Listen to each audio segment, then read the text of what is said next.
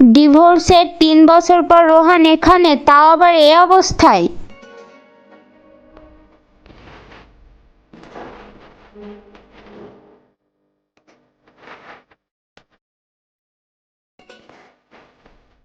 রোহান, তুমি এটা নিজের কি অবস্থা করেছো?